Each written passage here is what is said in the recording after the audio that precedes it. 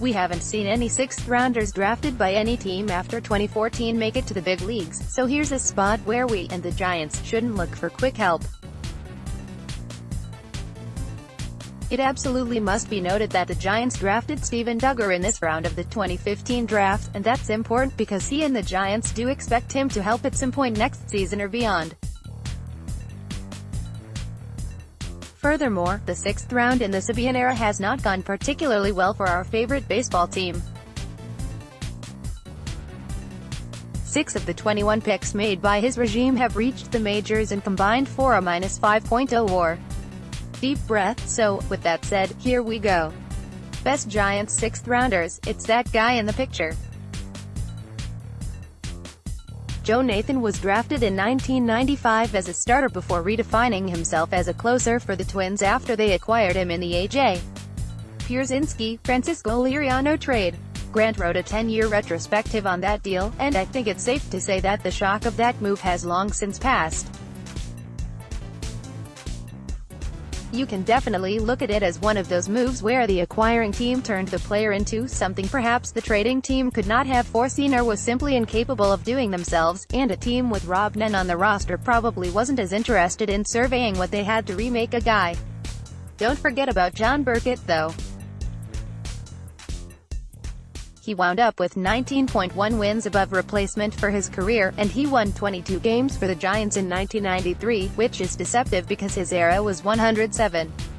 To me, he represents the quintessential Giants pitcher of my lifetime, an average innings eater with major league quality stuff and the street smarts to gut out 6 innings. I like that he became a stronger starter in the back end of his career when he joined Atlanta, because that was during their run when they acquired savvy veteran starters who weren't hobbled entirely by injury.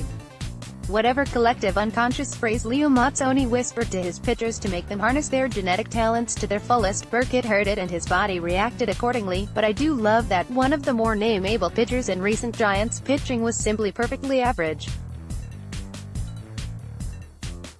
Who have the Giants taken with the 166th pick?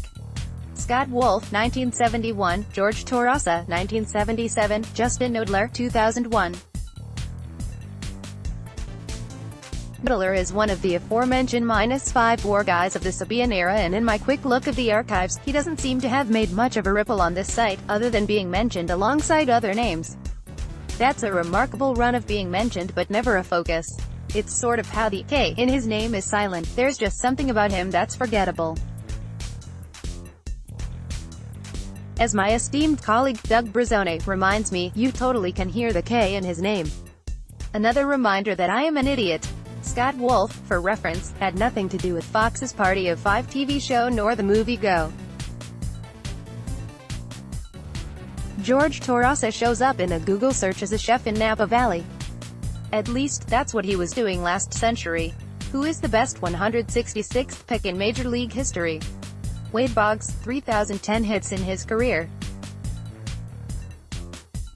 No matter how great his baseball accomplishments, however, he can't shake the story of the time he drank 64 beers on a cross-country flight. Look, here he is on Pardon the Interruption, denying the story. Here is a popular show pushing that legend. And here he is on Cheers, Can't Embed. For the kids, Cheers is a TV show that made The Good Place's Ted Danson a star.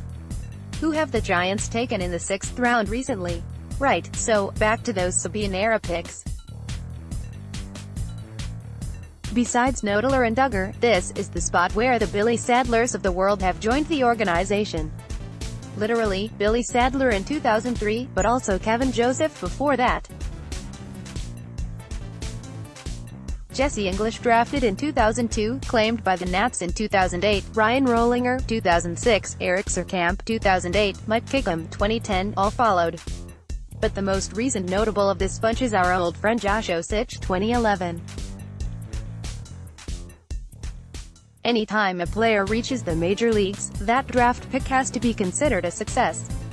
The statistical value of that success might not always be significant, but when you consider the sheer volume of failure associated with the game of baseball, it makes more sense for organizations to limit the grading to pass-fail. As Doug and I have said throughout this series, the Giants simply need to pass these early rounds.